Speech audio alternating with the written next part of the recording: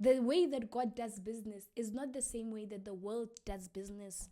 And sometimes when you're doing business according to the way of God, nkaho wa dieha. It will be like, Papa, this thing is so slow. We could do it like this and be fast. And God does not like that. God is not in a hurry. God is not in a hurry. We are the ones but atileng.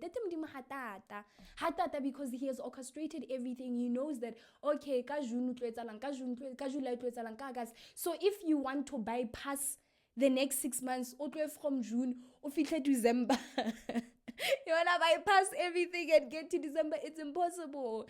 The one thing that I've learned as being a child of God is that you need to love process. You need to love process as a child of God.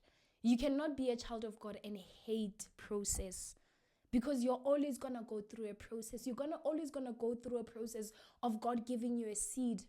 That seed is a vision or a dream or whatever of the destination. After he gives you that seed, you have to plant the seed. You have to believe in the seed. You have to water the seed. You have to grow the seed. The seed will take root. Once it's taken root, while you are praying and working on that seed, God is really changing you, not necessarily the seed. By virtue of you growing and growing and growing and growing and growing, the seed also grows until it gets to the point where it bears fruits that God wants to bear. So as a child of God, you need to love the process that and understand. I made peace, Jim. A few days ago, I was at a month. I was like, process. There's always a process with God.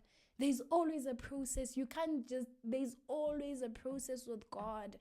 And the moment that you want to run away from the process, it means that you're going to face a lot of things along the way. Why? Because you did not want to be patient. You did not want to enjoy the process. Enjoy the process. Enjoy the process.